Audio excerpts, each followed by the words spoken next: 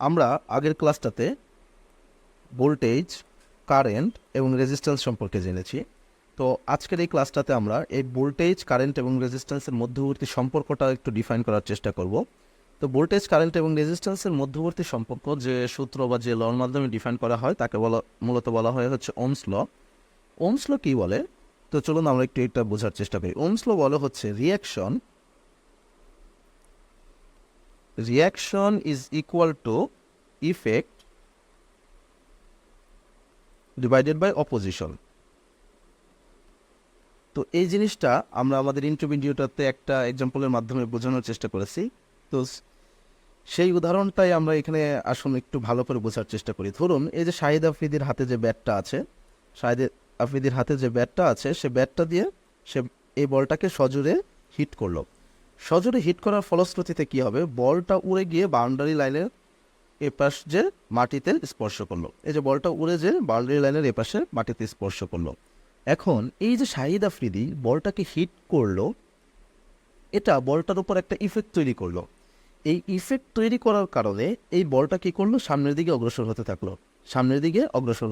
তাহলে কি হচ্ছে? আমরা এখানে দেখতে পাচ্ছি শাহিদ আফ্রিদি যে বলটাকে হিট করলো এটা হচ্ছে আমাদের ইফেক্ট। আর এই যে বলটা সামনের দিকে অগ্রসর হচ্ছে, অর্থাৎ এই সামনের দিকে অগ্রসর হওয়াটা এই ইফেক্টের উপর কি করতেছে? বলটা রিয়াকশন দিচ্ছে, অর্থাৎ এটা হচ্ছে আমাদের রিয়াকশন। এখন কথা হচ্ছে বলটা কেন একদম সামনের দিকে অগ্রসর হতেই থাকলো না? কেন একটা সময় বা বাউন্ডারি লাইনের পরে যে মাটিতে পড়ে গেল? এর কারণটা হচ্ছে কি? আমাদের বাতাসের ভিতরে কিছু ঘর্ষণ বল আছে। এই যে বাতাসের ঘর্ষণ বলটা বলের গতিপথকে বা গতিশক্তিকে বাধা প্রদান করে। এই গতিশক্তিকে বাধা প্রদান করার কারণে বাতাসের ঘর্ষণ বল যখন বাড়ে তখন কি গতিশক্তিকে বেশি বাধা প্রদান করবে? ঘর্ষণ বল যখন কমে তখন কম বাধা প্রদান করবে। তাহলে এই যে বাতাসের ঘর্ষণ বলটা, এটা আমাদের কি হিসাবে কাজ করতেছে? এটা হচ্ছে আমাদের অপোজিশন। তো চলুন এখন আমরা একটু এই রিয়াকশনের সাথে এই যে ইফেক্ট এবং এই যে অপোজিশন এর সম্পর্কটা একটু দেখার চেষ্টা করি। আমরা রিয়াকশনের সাথে এই দুইটা সম্পর্ক দেখতে হলে আমাদের প্রথমে বুঝতে হবে, যদি শাহিদ আফ্রিদি এই বলটাকে আরও জোরে হিট করতো তাহলে বলটা কি হতো? বলটা আরও সামনের দিকে অগ্রসর হতো। অর্থাৎ ইফেক্ট যদি বেশি হতো তাহলে রিয়াকশনটাও বেশি হতো। তাহলে এই সম্পর্কটা কি? Reaction is proportional to effect. এখন আমরা এই রিয়াকশনের সাথে অপোজিশনের সম্পর্কটা দেখার চেষ্টা করি। ধরুন বাতাসের ঘর্ষণ বলকে যদি আমরা বৃদ্ধি করে দেই, তাহলে বলটা কি ঠিক সমান দূরত্ব অতিক্রম করবে নাকি কম করবে? অবশ্যই কম করবে, কারণ বাতাসের ঘর্ষণ বল বৃদ্ধি করার কারণে বাতাসের বলটার যে গতিশক্তিকে রোধ করার ক্ষমতা বাতাসের ঘর্ষণ বলে বেড়ে যাবে। এর কারণে বলটা সামনের দিকে অগ্রসর কম হবে। ঠিক উল্টাভাবে যদি আমি বাতাসের ঘর্ষণ বল কমিয়ে দিই তাহলে কি ঘটনা ঘটবে? যদি বাতাসের ঘর্ষণ বলটাকে কমিয়ে দিই তাহলে বলটা সামনের দিকে অগ্রসর বেশি হবে, কারণ কি? এর গতিশক্তি রোধ করার ক্ষমতা বাতাসের ঘর্ষণ বলের কম। তো রিয়াকশনের সাথে আমরা তাহলে অপোজিশনের সম্পর্কটা কি দেখলাম? রিয়াকশনের সাথে আমাদের অপোজিশনের সম্পর্কটা হচ্ছে ইনভার্সলি সমানুপাতিক অথবা ব্যস্তানুপাতিক। সেটা হচ্ছে আমাদের অপোজিশন।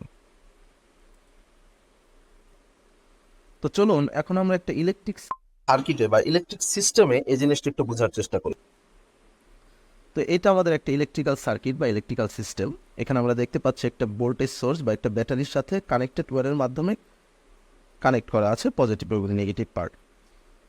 এখন এই যে ভোল্টেজ সোর্স আমরা মূলত কি জানি? ভোল্টেজ সোর্স হচ্ছে the potential difference of charge between two point. অর্থাৎ এই যে একটা পয়েন্ট এবং এই যে একটা পয়েন্ট, এটা হচ্ছে পজিটিভ পয়েন্ট, এটা হচ্ছে নেগেটিভ পয়েন্ট। এই দুইটা পয়েন্টের মধ্যে আমাদের কি আছে? পটেনশিয়াল ডিফারেন্স আছে। পটেনশিয়াল ডিফারেন্স থাকার কারণে যখন আমরা এই পজিটিভ এবং নেগেটিভ পার্টটাকে কোনো কন্ডাক্টর দ্বারা অ্যাড করে দিচ্ছি তখন কি হচ্ছে?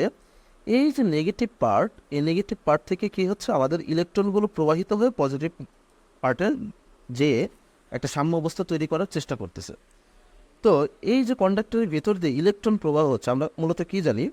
কন্ডাক্টরের নেগেটিভ পার্ট থেকে ইলেকট্রন প্রবাহিত হয়ে পজিটিভ দিকে যায়। তো আমরা আরেকটা জিনিস জানি, ইলেকট্রন যেদিকে প্রবাহিত হয় কারেন্ট তার উল্টা দিকে প্রবাহিত হয়। তাহলে এইখান থেকে পজিটিভ দিকে থেকে নেগেটিভ দিকে কারেন্ট প্রবাহিত হচ্ছে। তাহলে এই ভোল্টেজ সোর্সটা আমাদের কি হিসাবে কাজ করতেছে? ভোল্টেজ সোর্সটা আমাদের ইফেক্ট হিসাবে কাজ করতেছে। এখন এই যে কারেন্ট প্রবাহিত হচ্ছে কন্ডাক্টরের ভিতর দিয়ে, এটাকে আমরা মূলত তাহলে কি বলবো? এটাকে আমরা বলবো হচ্ছে এই ইফেক্টের উপর রিয়াকশন। তাহলে কারেন্টটাকে আমরা বলতেছি হচ্ছে রিয়াকশন, যেহেতু এটা প্রবাহিত হচ্ছে। এখন আমরা কি জানি, কোনো কন্ডাক্টরের ভেতর দিয়ে ইলেকট্রনের ফ্লোকে বাধা প্রদান করে কে? সেটা হচ্ছে রেজিস্ট্যান্স। মানে হচ্ছে এই যে কন্ডাক্টর, এটার ভেতর দিয়ে যখন ইলেকট্রন প্রবাহিত হতে যাচ্ছে, এই যে ইলেকট্রনগুলো যখন প্রবাহিত হতে যাচ্ছে, তখন এই যে রেজিস্ট্যান্সটা আছে, এই রেজিস্ট্যান্সটা ইলেকট্রনের প্রবাহটাকে রোধ করতেছে বা গতিটাকে কমাই দিচ্ছে। তো কোনো গতিকে কমায় দেওয়া বা কোনো কিছুকে বাধা প্রদান করা, সেটা আমাদের কি হিসেবে আমরা জানি? সেটা হচ্ছে আমাদের অপোজিশন হিসাবে জানি, অপোজিশন হিসাবে জানি। তো এখানটাতে আমরা কি দেখতে পেলাম? আমাদের ইফেক্ট হচ্ছে ভোল্টেজ, আমাদের রিয়াকশন হচ্ছে কারেন্ট, আর আমাদের অপোজিশন জিনিসটা, অপোজিশন হচ্ছে আমাদের রেজিস্ট্যান্স। তো ওহমস লর মাধ্যমে আমরা কি জানি? ওহমস লর মাধ্যমে আমরা জানি হচ্ছে reaction is equal to effect. এটা আমি বারবার লিখতেছি কারণ এটা খুবই ইম্পর্টেন্ট। এই বেসিকটা জানতেই হবে আমাদের এই সার্কিট ওয়ানের ক্ষেত্রে। স্পেশালি এই জিনিসটা আমাদের throughout of our whole life, engineering লাইফের প্রত্যেকটা সময় আমাদের এই ওহমস লটা খুব গুরুত্বপূর্ণ হিসেবে কাজ করে। তো এটা কি দেখলাম? Reaction is equal to effect divided by opposition. Opposition. তো এখানে আমরা এই আমাদের সার্কিটে কি পেলাম? আমরা ইফেক্ট হিসেবে পাইছি হচ্ছে ভোল্টেজ, তো ভোল্টেজটাকে বসাই দিলাম। এখানে আমরা আমাদের অপোজিশন হিসেবে পাইছি কি? রেজিস্ট্যান্স। আর আর আমাদের রিয়াকশন কে করতেছে? রিয়াকশন করতেছে কারেন্ট, অর্থাৎ ইলেকট্রন প্রবাহিত হয়ে আমাদের কারেন্টটা রিয়াকশন দিচ্ছে। তো আমরা একটা সূত্র এখানে দেখতে পাচ্ছি, সেটা হচ্ছে current is equal to V by R. এখান থেকে আমরা আর এর ভ্যালুটা বের করতে পারি, তাহলে আর ইজ ইকুয়াল হবে ভি বাই আই। অথবা এখান থেকে আমরা ভি এর ভ্যালুটাও বের করতে পারি, সেটা হবে ভি ইজ ইকুয়াল আই আর। তো চলুন এর মাধ্যমে আমরা একটা ম্যাথমেটিক্স প্রবলেম সলিউশন করার চেষ্টা করি। তো এখানে একটা এক্সাম্পল আমরা দেখতে পাচ্ছি। এখানে কি বলতেছে? Determine the current resulting from the application of 9 volt battery across A network of resistance 2.2 ওম। তাহলে এখানে ব্যাটারি অর্থাৎ ভি দেওয়া আছে, আর এখানে আমাদের কি দেওয়া আছে? রেজিস্ট্যান্স অর্থাৎ আর। তাহলে আমাদের কি চাইছে? কারেন্ট চাইছে। কারেন্ট ইজ ইকুয়াল টু, আমরা জানি I is equal to V by R. তাহলে এখানে যদি আমরা ভি এর ভ্যালুটা বসাই দিই, সেটা হচ্ছে আমাদের 9 ভোল্ট। আর হচ্ছে যদি আমরা আর এর ভ্যালুটা বসাই দিই, সেটা হচ্ছে 2.2, তাহলে আমরা কি পাবো? হচ্ছে 4.09 অ্যাম্পিয়ার। আমরা কি জানি? কারেন্টের একক হচ্ছে অ্যাম্পিয়ার। তো চলুন আমরা নেক্সট আরেকটা ম্যাথ দেখার চেষ্টা করি, সিম্পল ম্যাথ আসলে। এখানে এই এক্সাম্পলটার সলিউশন করে দেওয়া আছে, I is equal to V by R. তো আমরা ভ্যালুটা বসিয়ে দিই, আমরা যে ভ্যালুটা পেলাম সেটাই হচ্ছে আমাদের অ্যান্সার। তো এই স্লাইডগুলো আপনাদেরকে প্রোভাইড করে দেওয়া হবে, সুতরাং সমস্যা নেই। তো আমরা নেক্সট এক্সাম্পলটা দেখার চেষ্টা করতেছি। Calculate the resistance of 60 watt bulb if a current of 500 milliampere result from and the applied voltage of 120 volt. তাহলে এখানে কি চাইছে আমার? ক্যালকুলেট দ্য রেজিস্ট্যান্স অর্থাৎ আর এর ভ্যালুটা চাইছে। আমার কি কি দেওয়া আছে? কারেন্টের ভ্যালু দেওয়া আছে আই, এবং আমার ভিও দেওয়া আছে। তাহলে আমরা কি জানি? আমরা জানি হচ্ছে I is equal to V by R. তো এখান থেকে আমার চাইছে হচ্ছে আর এর ভ্যালু, তাহলে R is equal to V by I. তো আমার ভি এর ভ্যালু হচ্ছে 120 ভোল্ট। তো আমার কারেন্টের ভ্যালু হচ্ছে 500 মিলিঅ্যাম্পিয়ার। মিলিঅ্যাম্পিয়ার যেহেতু আছে, এর জন্য আমি এটাকে অ্যাম্পিয়ারে নিয়ে নিলাম। এখন এটা যদি আমরা ক্যালকুলেট করি, তাহলে আমরা পাচ্ছি হচ্ছে 240 ওম।